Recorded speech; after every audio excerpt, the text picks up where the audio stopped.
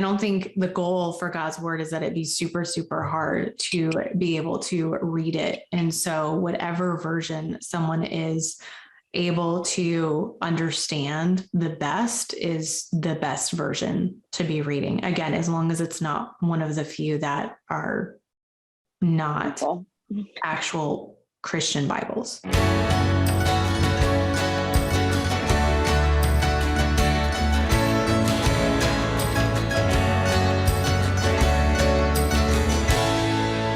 Bible translations get really confusing when people don't have background on them, which I guess could be said about anything. But I remember being raised King James Version only, which we'll talk about, and then going into a mainstream Christian church.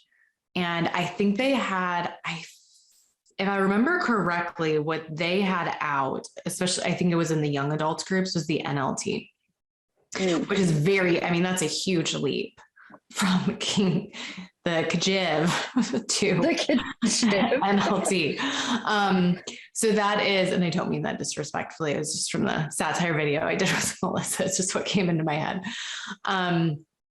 But yeah, so that's a huge jump from one to the other. And again, we're going to talk about these different categories, and both are totally fine to read. But to go from one to the other was shocking and almost too easy to read in comparison. Yeah. And I didn't know what to do with that. I'm like, is this one as accurate? Is this, especially being raised the way I was? I'm like, I'm not supposed to be reading anything different. And I didn't realize that there were actually some versions then to stay away from that were not just the Christian Bible. They had been added to or changed. So once I kind of figured all that, I'm like, okay, I have my feet under me, but thank goodness I didn't kind of wind up in a problem by accident and not realize it and, pick up the Jehovah's Witnesses Bible or something as an example. Like that totally could have happened and I would have had no idea. So that's the reason we want to talk about this. I certainly have questions come in from people, especially people that beEmboldened mentors, where people are just asking, what is okay? I was raised with this specifically, or I just came out of a church that only used this. Same thing as different denominations, same sort of conversation. Like, is there stuff to be aware of? What's good, what's bad, what's neutral? Where's my room, and what's kind of my bumpers as I look into what's going to work for me and what my preference is going to be at this phase in my life. So that's our background for why we want to have this conversation. And then I wanted to jump into why different translations even exist. And Lemon, I know that you just took some lovely Greek, which I did Hebrew. I did not end up doing Greek because I changed my major for this master's degree, but I did a couple of Hebrew classes. I did not do Greek, but anyway, you're more fresh from that. I'm gonna let you tell us some of what you learned about translations.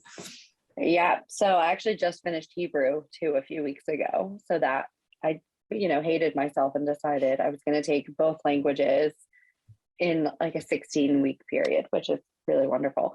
And so it was super interesting because I couldn't use, you couldn't go to Google Translate. You couldn't use any of these like normal online translator situations because the way that they wrote and the way that they spoke was completely different than the way that we do.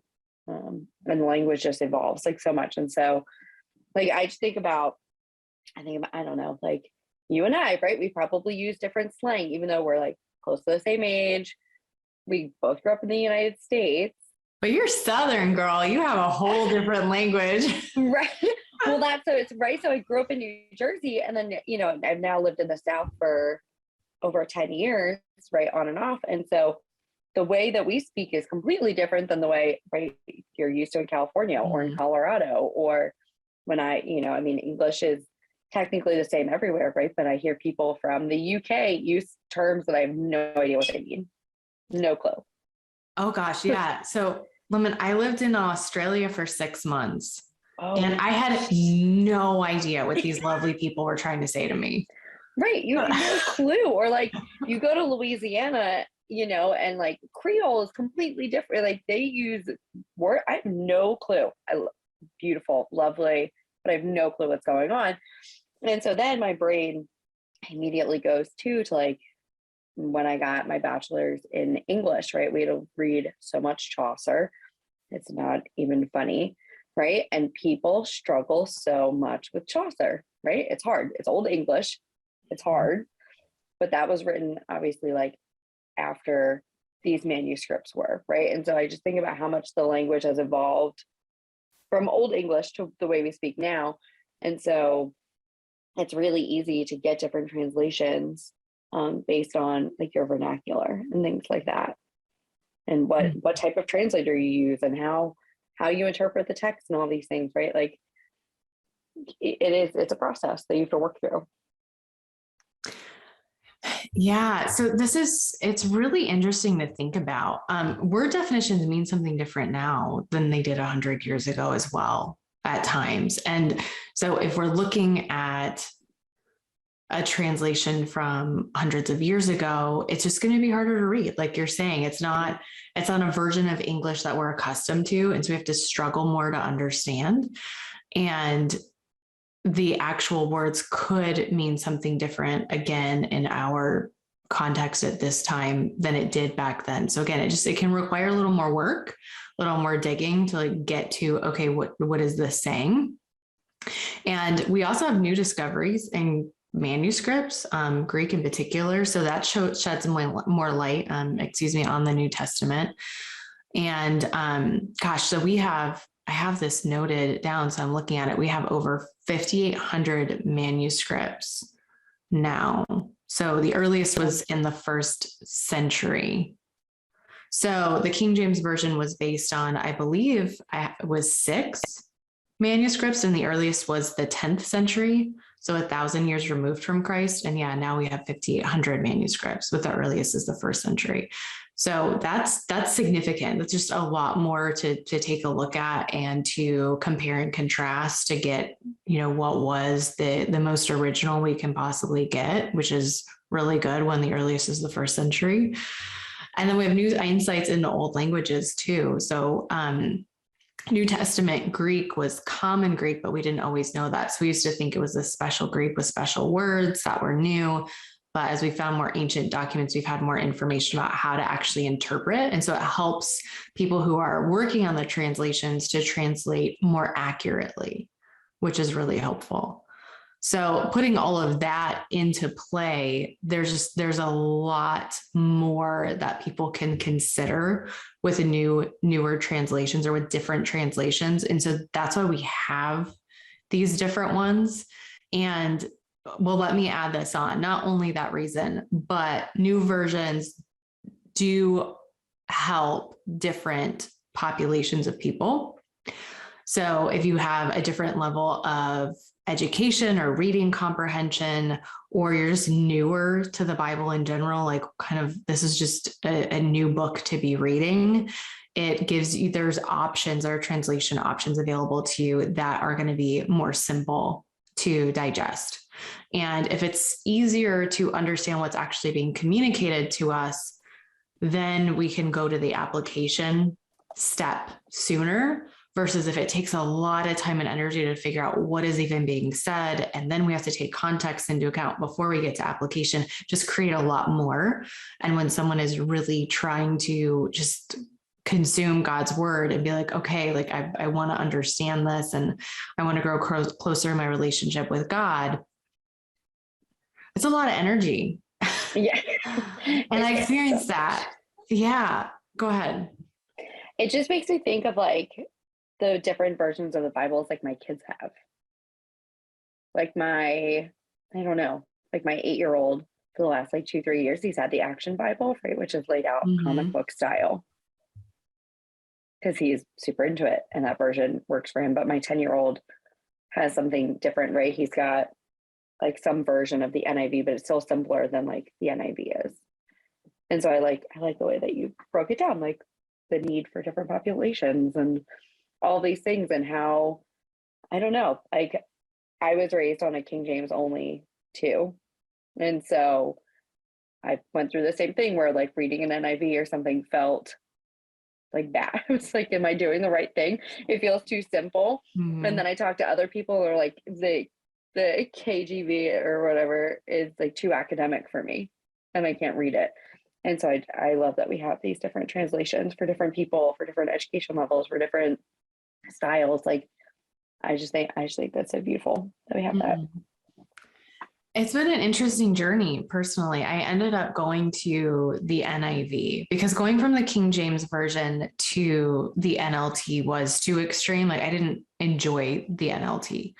So I ended up using the NIV. That's what Denver Seminary was primarily using. And so that was the one I had to purchase. So it's kind of how that started back in 2015. And then I've recently switched over to the HCBS.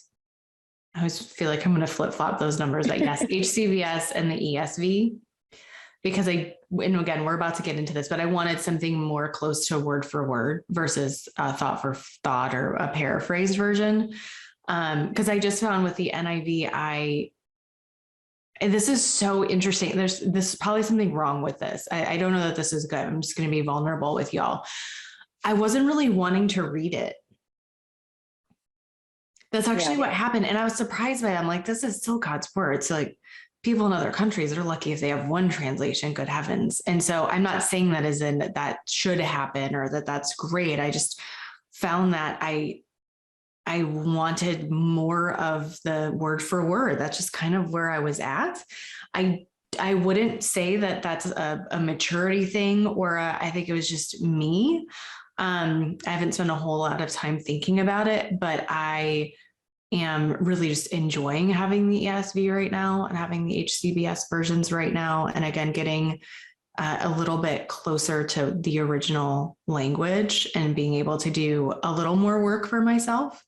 I'm just appreciating that at this time, but I still have my NIV, and there are days where they're just tough days. Like if I'm going through something and the NIV is just nice to reach for because it is an easier read.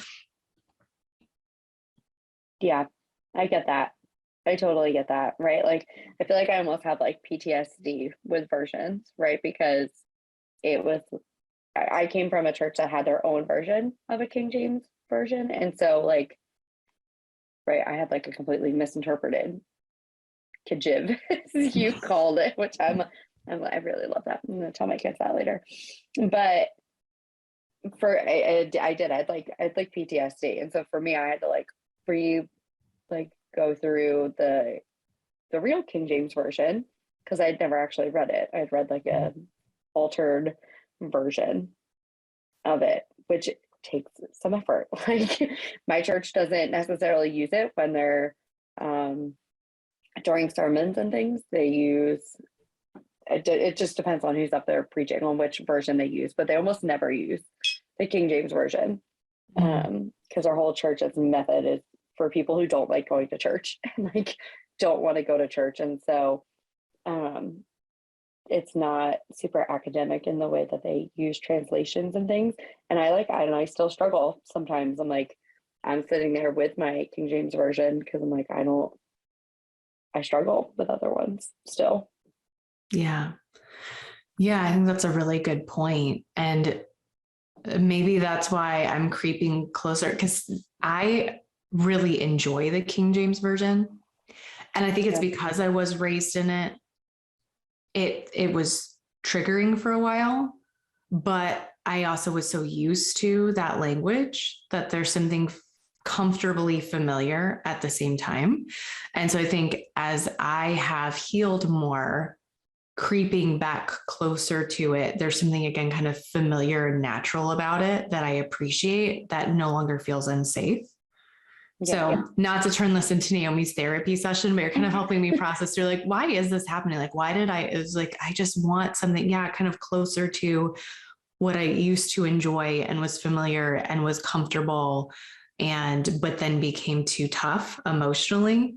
And now I'm wanting to go back in that direction again. So, again, we're going to get to King James Version. Both of us have an appreciation for it. People who read the King James Version, there is nothing wrong with that. It's an excellent version of the Bible to read.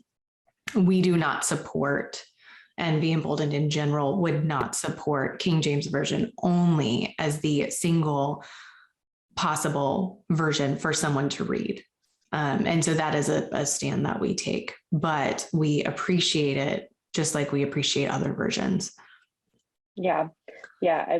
My pastor once said, he's like, the best version is the one in your hand. Like for the most part. Yes. Not the one that was in your hand. Right. Not the one that was in my hand. Right. And so we'll talk about that. Right. So for season that, not talking about like the JWs, right. Which I just watched a new documentary on, super good, on their translations and how they got there. But, oh yeah, all of a sudden it's super good. Super good. Is an oldie. It's from like 2018, but I just discovered it over the weekend. So I was very like, that's what I did all weekend. In case you guys want to know what I do with my free time. Lemon sends me all the documentaries and all the series, you guys. Like and then I do watch most of them. So I do. I think everybody has my Discovery Plus password at this point because I'm just like, here, go watch these documentaries. They're so good. But yeah, so when he says like the best version, right, I don't think he's talking about these like harmful ones that we're going to get into.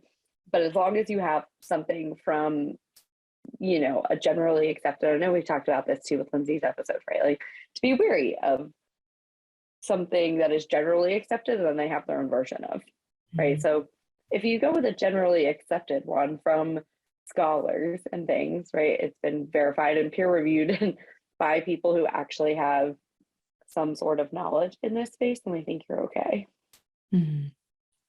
Yes, and that is an excellent flag to be aware of and to consider. If the vast majority is saying this is okay and that's not, and you go into a different room and people are saying, well, we disagree and we're doing this, like, well, I mean, at least consider that. Like, that's definitely a place to press pause and consider and do some deeper digging before we just jump in and agree with them. It can really be a bad sign. It can be a huge red flag.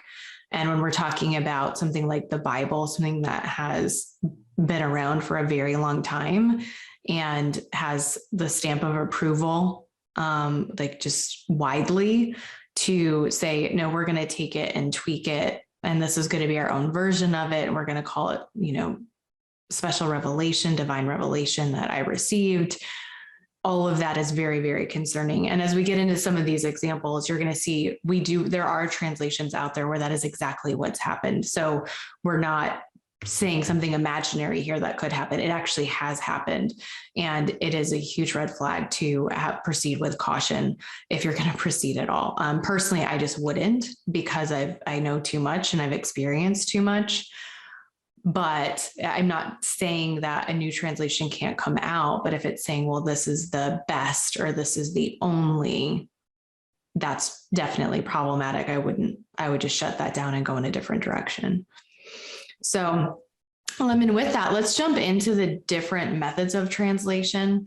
So I'm going to list them off, and if you want to jump in and give some overviews for them, but we have word for word, and then we have thought for thought, and we have paraphrased. And thought for thought and paraphrased, in my mind, they can be similar, but there is a distinction made there, depending on where you look. So we're going to address both separately. And starting at word for word, that's going to be the closest to the original. And then we get further away as we go. Thought for thought and then paraphrased is considered the furthest. So do you mind jumping in and giving us a little overview of those three?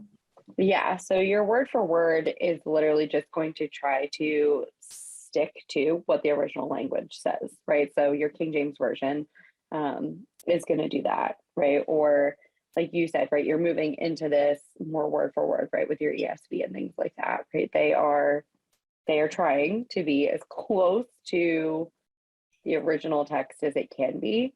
And I'm excited to talk about why this is a pro and a con sometimes in a minute. Then your thought for thought is going to stick to like historical and factual information, but sort of like update grammar and make it a little bit easier to read. right?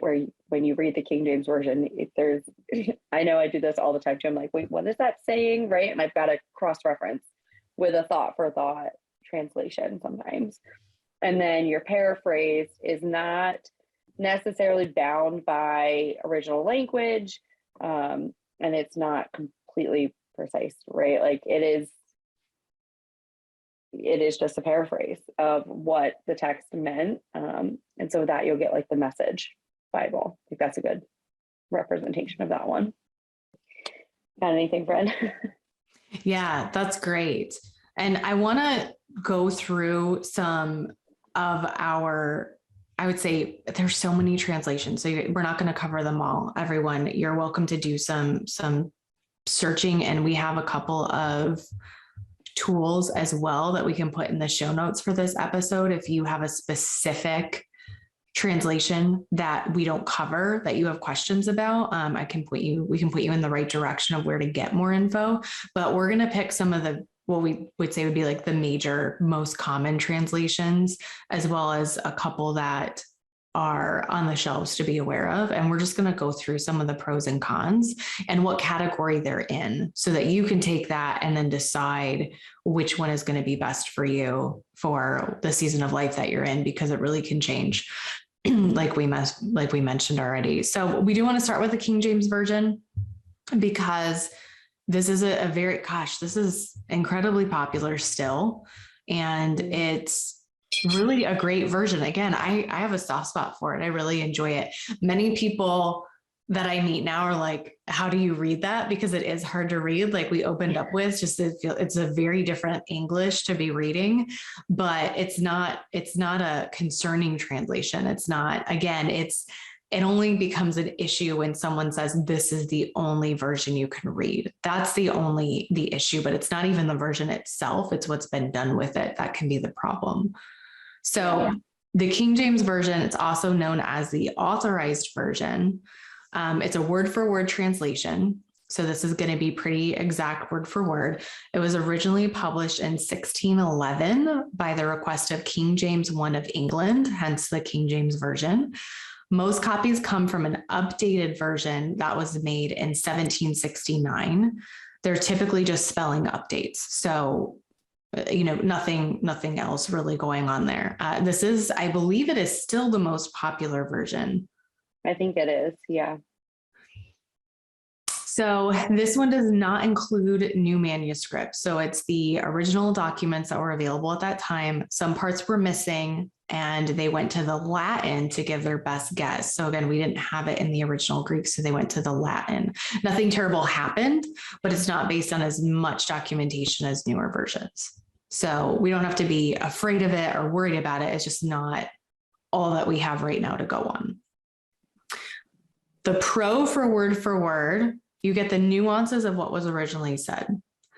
The con is it doesn't always make sense. I watched this video on this by Mike Winger, and this is an example that he gave that just I just find it funny. It cracks me up. An example he gave was Mary was having it in the belly, which is to say that she was pregnant. So that's an example of like word for word can get a little weird when we're translating from, a language to a different language. So Mary was having it in the belly, and said that, Mary was pregnant, Mary was with child, saying something that's a little more easy to understand. Interesting thing to know on this one, there are major dialogue differences. So in meaning, not just weird ways of phrasing things. So for example, the word conversation back then meant a way of life, whereas now it means talking with someone. So those sorts of things can really get tricky. And just if we're not aware of it, we can just totally misunderstand the text. If we are aware of it, we have to, work harder to try to figure out what's actually being said then. And again, when we have someone who is King James Version only, they think this is the only version that's accurate. We would not agree with that. We don't have any good evidence for that. Again, it's a good translation. It's fine to read, but it's not better. And it's most certainly not the only. Humans translated this version just like humans translated the other versions that have come since. And I think that's the main point that I wish to make on this. is that there wasn't something more divine in 1611 or 1789, I think it was, than there is with someone doing a translation now.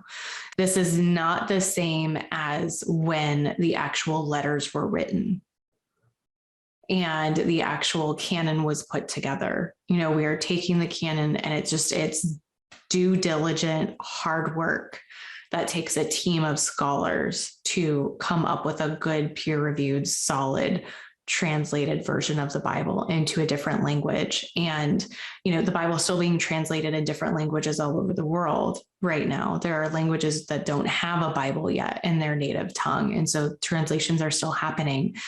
This is good work, because everyone can have access to God's word, hopefully in time. We want that. We're supposed to spread it everywhere. And so this is one way to do that, is to have these translations. And so to say that the King James Version only, which is also in English, I'd like to point out, which I can't help but see an elitism there of, we have this English version, and there are countries that would not even be able to read it because it's not in their language. And yet this is the only version. Like, that actually eliminates millions, most of the world. billions. I mean, crazy numbers of people who would not have access to God's word at all. And so I think we have to sometimes press pause too and recognize, what's the fallout of this belief? And what am I then saying about who our God is and who he loves and who his people are? Like, where do we go with all of this? And it gets really problematic and quite upsetting, honestly. I really like that, like pointing those things out. And I like that you said that other versions are peer reviewed too, with a team of scholars, because we're going to see with some of these other versions, they're not. It's a single person who did it. And that's where a lot of problems come from. And so I really like that you pointed that out. Yeah. I think sometimes we don't recognize those things because it feels familiar to our culture, and we don't really think about cultures elsewhere and what that looks like then. So moving on to the NASB, which is the New American Standard Bible. This one does include new manuscripts. This one is still word for word. It's based on the newer manuscripts that have been found. Again, the con, if we call it that, depends on the person. It's going to be more challenging to read. Something interesting about this version that I found is that it's used in seminaries and scholastic circles more than any other translation. Based on the research I was doing, it seems it's a very common one. I could see that making sense, right? If it's using the new manuscripts and things like that, that makes sense to me. They would do that.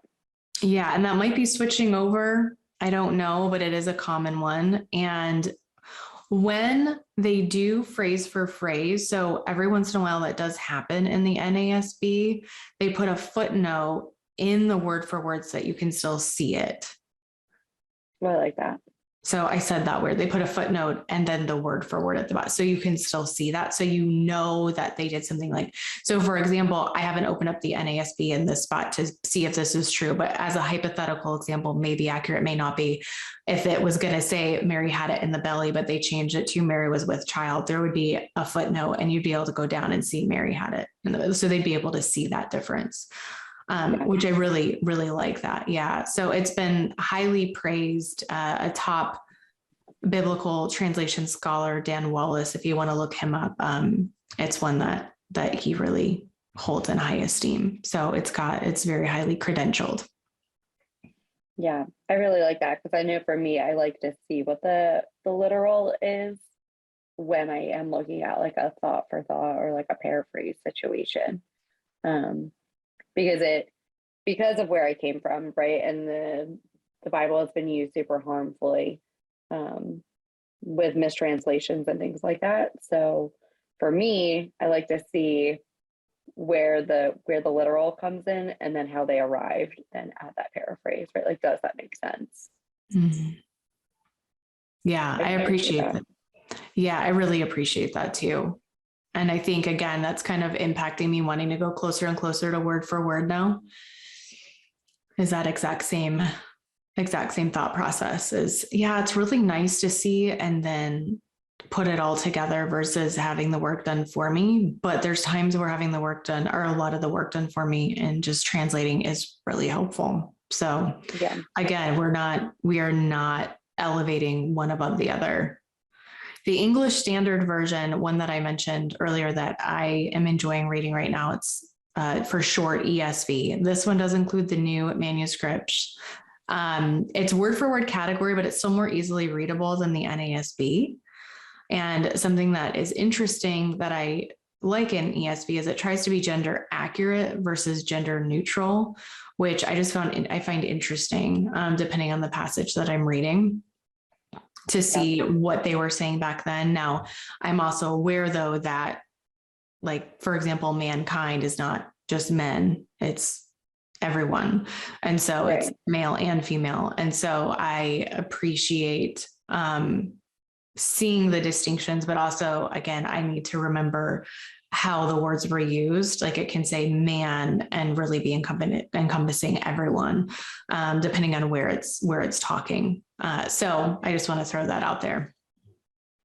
Yeah, I agree with that, right? Like, having those, I think, is really important too, especially because I'm sure you and I both know, and I'm sure people listening know, like, the being gender accurate, I think, is really important, because there's been plenty of times that the Bible has been used to hurt certain groups of people, or there's certain expectations on people because of their gender.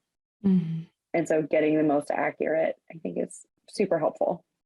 Yes, getting the most accurate. And again, knowing then what those words are intending to mean in that context. So it's not as simple as just, oh, this is the word. It's okay, what does it mean in this context? What's being said here?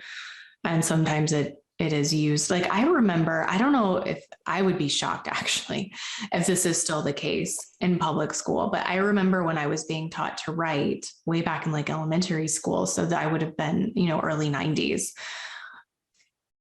If I was talking about just a person in general, I would have to use the word he. Like, if it wasn't male or female, I was just writing in general terms, it would be he, him was the default. But I was speaking about people in general. I was talking about humanity at large, but I'd have to use he and him. And again, I would be surprised if that's still the case. I think it's probably more likely to be they, them now. Yeah. And that's language I tend to use to just try to make it more neutral, so it could encompass male and female. But that was just the default. That's the wording that you use. Those are the pronouns that were used. And so when we look at the Bible, there's times where we'll see man or mankind or he, and it's not necessarily just speaking to males, it may be speaking to everybody. So yeah, I just want to throw that out there. Having that in the back of your mind is helpful.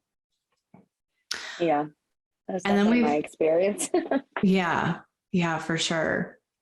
And then the HCBS, yes, I did have it right. No, HCSB, Holman Christian Standard Bible. This one does include new manuscripts. It's both word for word and phrase for phrase. So it leans heavier on word for word, and it uses basically what the translators thought was best for each line. So there's times where word for word, they were like, that's going to be better. And there's times where phrase for phrase, they're like, that's going to be better. So it does lose the nuance a little bit because we're a little further away from word to word, but you definitely get the main point. And something interesting to know, this is straight from the original languages, whereas many translations are influenced by another previous translation. And there were 100 different scholars from 17 different countries on this one, which I just think is really impressive. And there's footnotes, again, to inform when they use a phrase to phrase translation along with the word for word, so you can see it. So same as NASB, they have that footnoted, so you can check it out right at the bottom. Yeah, that's so crazy. Just thinking about the team of scholars that it would take to translate, right? Like, I know, because I'm fresh off of language courses, right? And like, I know that sometimes translating just like one line of text in Hebrew, like you're spending 20, 30 minutes. And so I can't imagine translating from the original manuscripts, and just I just have a deep appreciation after coming off these languages courses. I'm like, man, do I have a deep appreciation for the scholars that put these together and the amount of energy and effort that goes into it. Mm-hmm. Well, and Lemon, that just made me think of this book I'm reading right now. And it's not really like a straight through read. It's more of a read a chapter a day and kind of think about it. It's different emotions. And I'm trying to remember, is it like 80 something? So there's like 4 or 5 in each chapter. It's like sectioned, but it shows, it like gives an example so you can apply what's being said. You can see, more, make it more tangible, make it more understandable. And then it breaks down just the nuances of that word for the emotion versus a different word, where oftentimes like jealousy and envy is a good example. Those are oftentimes interchanged in sentences. And really there's a difference between the two. So just looking at, all of these different words for emotions, and like, what's the difference between disappointment and regret, and these words that are similar. And that alone in and of itself is like, wow, there are so many, again, nuances to language and how people use it and how it's generally understood. And when I look back at translators and you think, how many different words could they choose from? They're reading it in this language and they're trying to encapsulate it in an English word. It just blows my mind. But I'm like, these are all these words just for emotions. Like we think of like, we have happy, mad, sad. There's so many.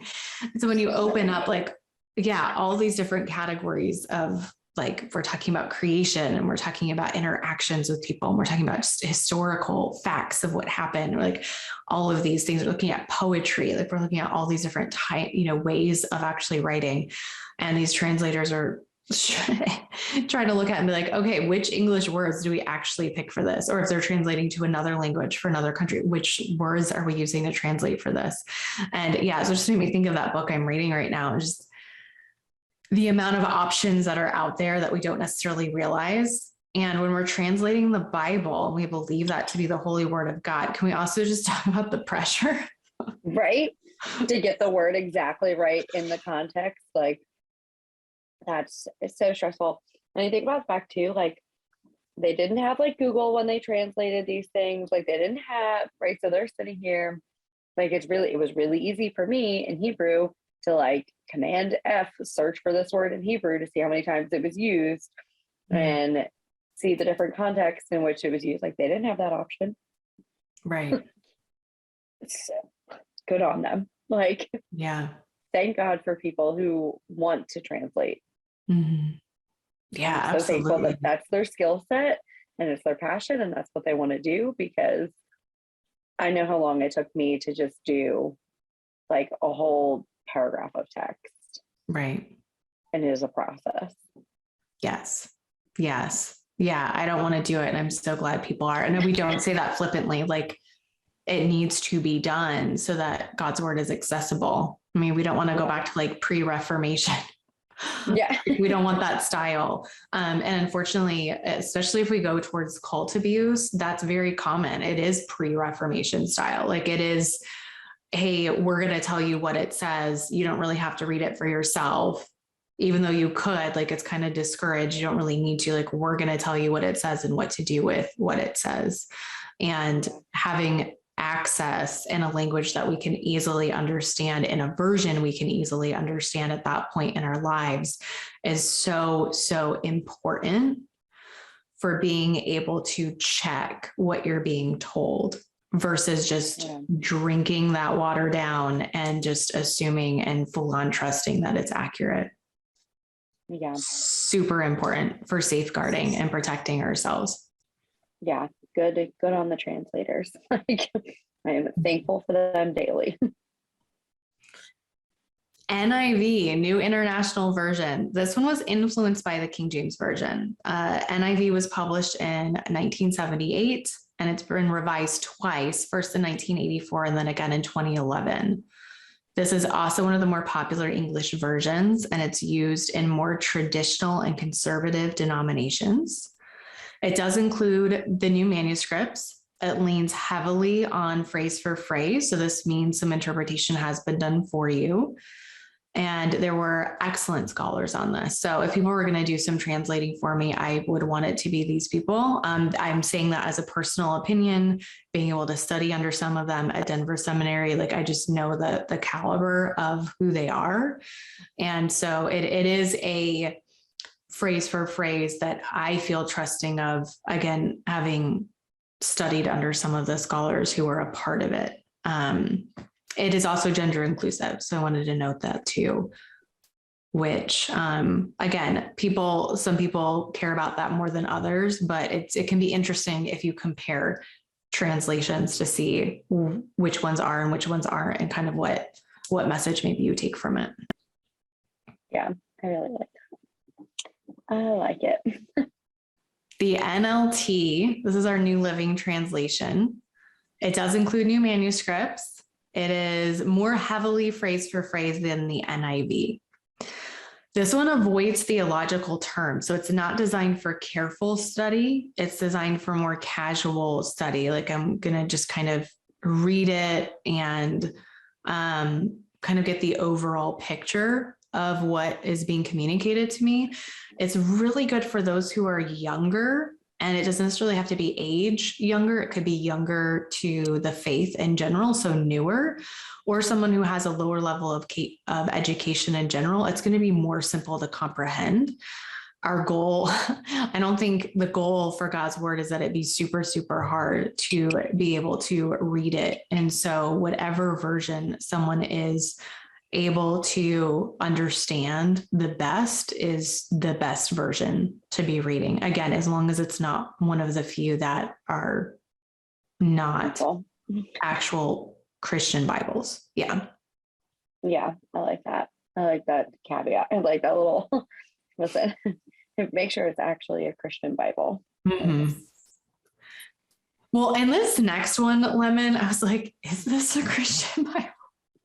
Right. Oh, okay. And I've heard really good things about it too from people. Okay, so I'm gonna give you a little story. We're going to talk about the Message Bible. Yeah. This is a paraphrase by Eugene Peterson. He tried to emulate the feel. And it's meant for more personal reading, not necessarily designed for like study or public use in the church, or that's what's, on every chair. And the intent is to use this alongside a word for word translation, or maybe a closer paraphrased version, like one of the ones we've already mentioned. It is at least at the time, culture changes. So I'm like, I don't know offhand what year this was published. Now I'm going to go look while we're thinking. Paraphrase in like a super hip cultural way, to the point that the real meaning can be a little questionable at times. It's written by the single person, which is something that, again, if you're going to really study a Bible translation done by one person, I would not recommend. That's just a lot on one person. But he wanted the freedom to kind of do it for a population that maybe was having a harder time reading the Bible. The author, I had read this somewhere that the author himself doesn't necessarily think it should be read in church, but I say that with an asterisk of, I didn't come across the document where I have evidence that he definitely said it. So that's a little hearsay. I have to say though, for someone who was raised like inner city, and is going to be handed a Bible to introduce them to God, this might be the only version they're going to read. And I'm quoting my husband when I say that, who was raised in the inner city. He was raised in a tough neighborhood. And I don't believe the Message was the first version yet. I think it was the NLT. But he sees a lot of value in the Message translation for a population like that.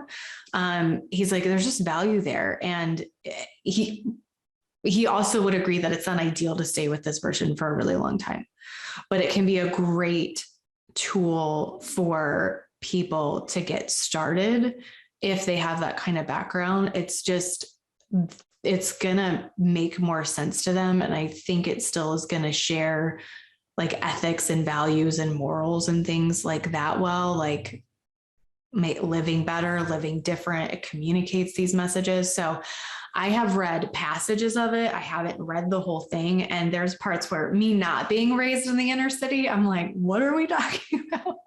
Right. But it's cool to have someone like Michael who's like, yeah, no, I get it though. And so it can be really helpful for getting someone started. So this one, just again, a caution. I wouldn't go to it if that's not your story. I would go to something else, but this could be really helpful for someone who is new and this is their story. Yeah. So I was just looking. So he published it in like waves. So from like 93 to 2002. He did have it checked by other scholars. So like, but he did all of the translation himself. Okay. So he did have it checked to make sure that he got like the essence of it, I guess. But yeah, this is like, I could totally see like my 8-year-old being into this version, you know, or yeah, even like my 10-year-old would be probably into it because it sounds way better than what he's reading with, you know, Glenn and I. But yeah, I think it's super interesting the way that he published it. And like, I have a quote here from him where he said it was just meant to be like a contemporary idiom to keep the language of the Bible current and fresh and understandable. Mm-hmm. Yeah. And again, I love that. Like I have such an appreciation for wanting to present God's word in a way that someone's gonna get it, especially if they have no context for this at all. They have no background for it. Like, I mean, in Michael's story, he's like, I had no idea that Christmas had anything to do with anything other than Santa Claus, and that Easter had anything to do with anything other than Easter bunnies. Like he had genuinely never heard the gospel message. And so when you think of someone like that, it's like, yeah, I mean, this is a really great resource. So I think it's cool. I wouldn't suggest sticking with it for a long time. I would not recommend it for a careful study. I don't think anyone would, but I think it does have its place. And I think the heart behind it as well is just really, really beautiful of, hey, we've got a population that's like not going to get this. And so how do we make it accessible to people in that subculture? Yeah. He actually, you know, like he said, he's like heard, you know, pastors use this and things, and he finds it just not okay. I pulled like another quote from him. He said, when pastors tell me they preach from it, I tell them they miss the connection with the past with this translation. And that it really is just meant to be like, you know, like an entry point is what he said. He said he prefers translation that are archaic and stay close to the syntax of the ancient language. It makes for awkward reading, but preserves the uniqueness of the works. So he really does want this just to be like an extra, not like this is the version I use all the time and I'm married to it situation. Yes. And if that is the intention of the author, I think it's good to keep that in mind if we're going to utilize it. Yeah, 100%. Yeah. Thanks for checking that stuff out. Again, I knew I came across it and I'm like, gosh, was that actually quoted by like from someone else saying he said, like, what was the deal? So I appreciate you double checking it. Totally gotcha. Got the article. We've got a couple left. The Living Bible. This one is a paraphrase. This one is also a work from one person, which again, having a team is better, or even like what Mr. Eugene Peterson did, having people check it. So it just lends itself to a lot of bias and inaccuracies. And yeah, and for those who didn't use the original Hebrew or Greek too, like they just reworded another version. So things can just get a little questionable there. So this isn't one that I would be excited about. Yeah. that would not be my preference for sure. Yeah, it's just we have better options. We have options that are peer reviewed that, have, like we said, 100 scholars on it in 17 countries. And we have options like that. And so it's just going to get us a more accurate version. And that would be better to go with. Wait, is this the last one? No, we've got a couple more. We've got two more for you. Okay, here are two. this Take it away, girl. Oh my gosh, the Passion, right? So that, if you Google it, you'll see a lot of uproar about it. Like, I feel like rightfully so. And I feel like you would agree. It was pulled from certain publishers due to how it presents itself. So it is definitely, paraphrase would be the best way to describe it, but it's presented as a literal translation, right? So there's been additions to the text that people are definitely not comfortable with. I know Mike Winger did like a whole thing with CBN about it. Run. That, I don't know. That's my feeling on this trade, because especially because I come from a church that had extra translations and extra scripture and extra this and that, and that they were going to bring to fruition at some point. Like, for me, it's immediate, like, red flags and like, run. Yes. Run. So this is about to get worse. Yeah, it's going to get worse. So the man who translated this, he is untrained, so doesn't have the proper education to be translating from an original language anyway. He claims to have translated with the inspiration of the Holy Spirit. You can watch him say this himself on YouTube. So, and maybe we'll link a blog we put out recently that has the links to some of these, so that you can just go. It's like I think it's only 3 minutes, like a 3-minute clip of this man speaking. And so you can hear it right from his mouth. He met an angel named Passion, which is where he got the name for this translation. And he claims that God showed him secrets about the Bible and that he translated with this new information in mind. He went as far as to say that God gave him an additional chapter of John that he's going to bring to light in the future. But he said he has it, but he isn't allowed to share it yet.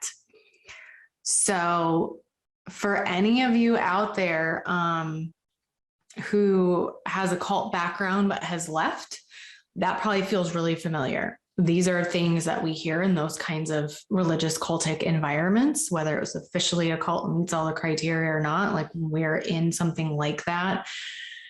This is the language that we hear. We hear that angels said things and we're supposed to do these things and to completely retranslate the Bible. I mean, this translation is so much longer than the others. There's so many words added. And yeah, I mean, I appreciate that he's being this upfront and he's not hiding it. Like, I'm thankful for that, because it makes it really clear and really easy to not pick up this translation and to warn others to not utilize it. But it is still on some shelves from the understanding that I have. I mean, it certainly can still be purchased. And so please don't. And please don't recommend it to anyone. I mean, it is like a pretty more like flowery read. And so that would really resonate with people, especially more artistic types. And there were passages I heard from it where I'm like, gosh, that's so beautiful. And it could kind of suck people in for that reason, certain personalities that are maybe drawn to that and they appreciate the artistry and the language, but it's not accurate. And this is not the way that we translate a Bible. We don't hear from an angel named Passion and get extra chapters to books. Yeah. Which I think brings us then to the last two versions we want to talk about, right? So the New World Translation, so that's the Jehovah's Witness version, and then the Church of Jesus Christ of Latter-day Saints, or Mormons as most people know them, they have their own version of the King James Version. And that's, like we said, any group that has like their own version of already accepted scripture, especially where formal education is not necessarily encouraged. I know, right, I can speak from experience, like that was actually discouraged to go to any type of seminary and things like that. They didn't think it was necessary, that anybody can just translate and it's fine, and interpret and that's fine. I mean, the founder of the LDS was, I mean, he was 13 and only had an 8th grade education, and that's who translated these scriptures and brought additional scripture and things like that. And so I would, big red flag, like just a big red flag when we are taking this sort of anti-intellectual stance on the way in which we interpret scripture and translate it. And that touches on anti-intellectualism just in general, which is a whole separate conversation. But for those of you who are listening, who were told that essentially the more educated you become, the further you get from God. I know we've addressed this a bit in the past, but I just want to remind us all that God does instruct us to love him with all of our minds. I can't love him with my mind if I don't grow my mind, if I don't learn to think well, if I don't investigate, if I don't read, if I don't ask questions, if I don't consider those answers, if I don't know the basics of logic. So all of that is important in being able to love my God with my mind. Really? And we're not told that in these situations. Yeah, I feel like that just like speaks so much to God's character. It tests me, please go out and learn and expand your mind. Like, he just feels very confident in what you're going to find at the end. And so, yeah, I think it's super interesting when you have organizations that are completely anti-intellectual. I know, like, for myself, I mean, it took me, I was a member of this organization for years and had no idea that, like, the Old Testament was in Hebrew and the New Testament was in Greek and things like, I had no clue, because nobody in our organization had studied that or would look into that, right? Because we also weren't encouraged to use outside materials. And I know it's the same for both of these translations, right? Their organizations don't include a push for outside education whatsoever, or learning from biblical scholars, because they don't think that they're accurate, right? They're apostates. And so I just, there was so much that I didn't know when I came out, because it wasn't encouraged in any way, shape, or form. Mm-hmm. Yes. And that is very common. It tends to be a thread in our stories that many of us share. And this is also a common thread. To use the New World Translation specifically as an example, the New World Translation is word for word. So it's a word for word translation. So it's tough to understand, which, again, we've already talked about that. That can be a con, as it can just be harder. Except the passages that teach things that disagree with the faith of a Jehovah's Witness, at which point they mess with the text so it no longer disagrees. Yep. I would not want to be accountable for that. That is the same for the LDS version, right? Mm-hmm. So it is that they do the exact same thing. If it doesn't line up, theologically, then we'll change it to fit. Yes.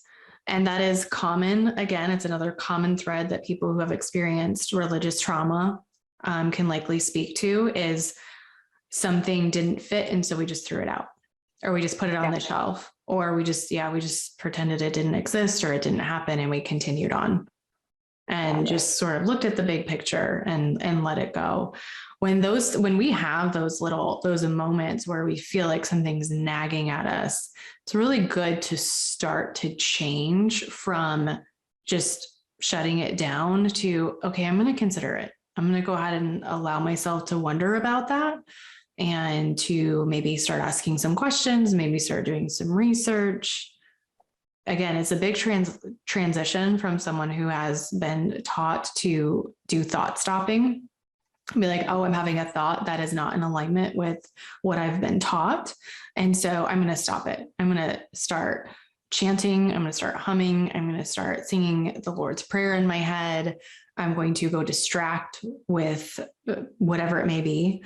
I see that at times just in our culture today of like, I don't want to think about that. So I'm going to thought stop by hopping on social media and scrolling, to use a more like culturally current example.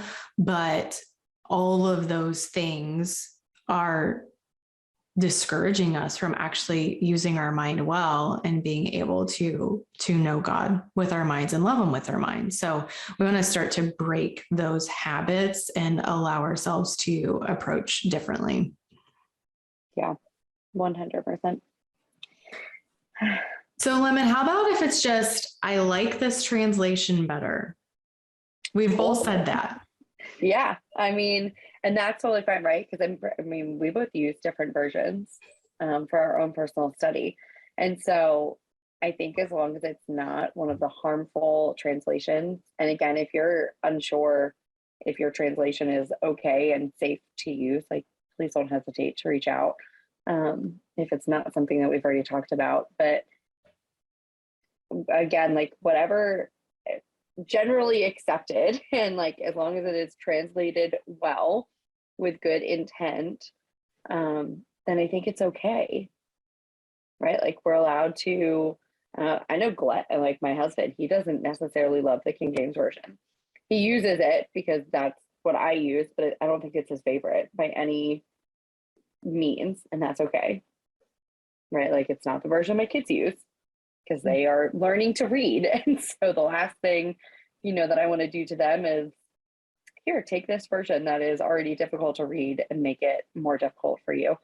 Right. So as long as it's a solid translation, then it's fine, is my thoughts and feelings. Yeah. Yeah, I absolutely agree. So there's a lot of room here.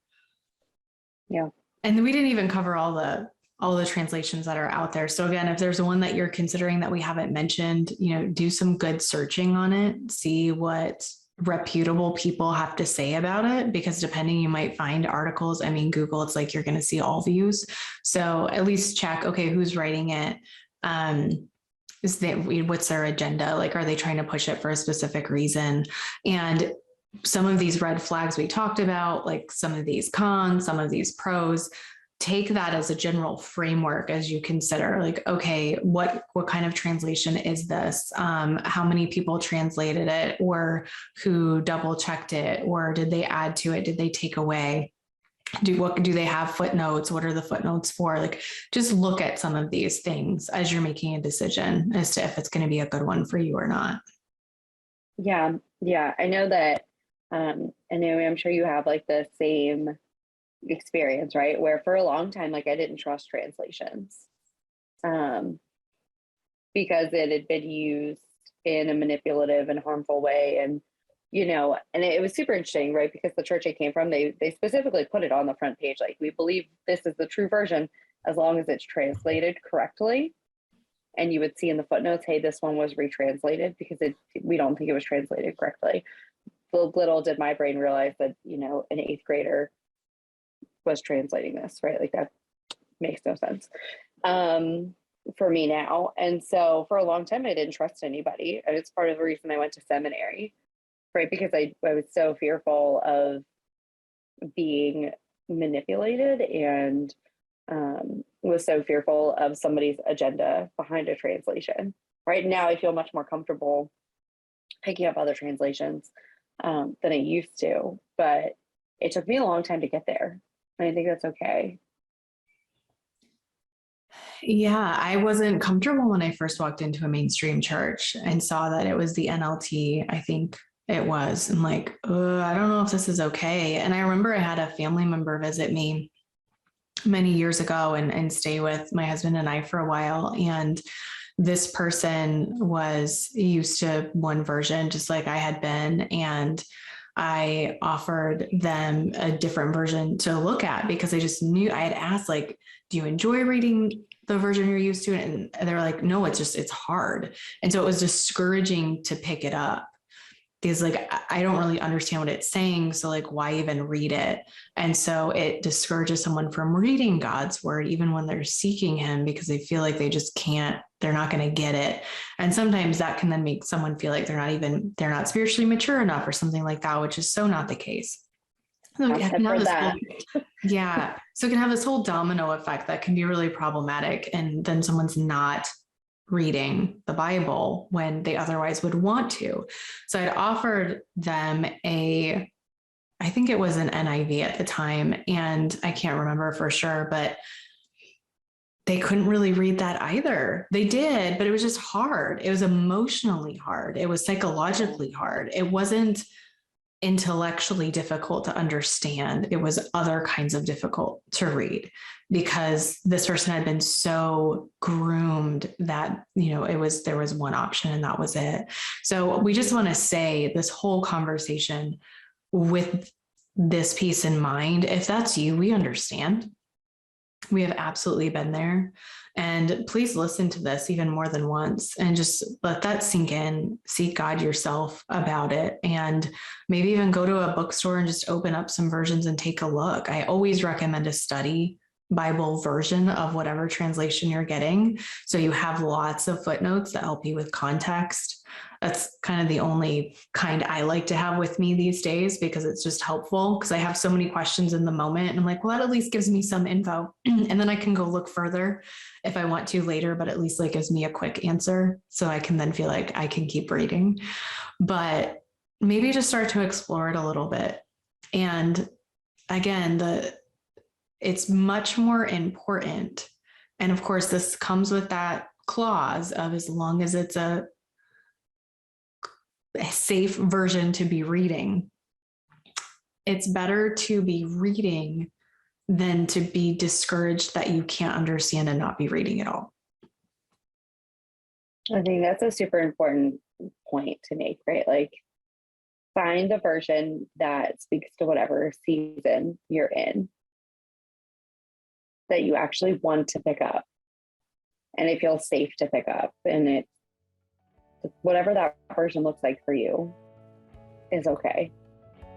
Again, with the clause, right? As long as it's a good one, right? As long as it's not, a harmful translation, but whatever scripture makes sense for you in this season is the one you should be reading.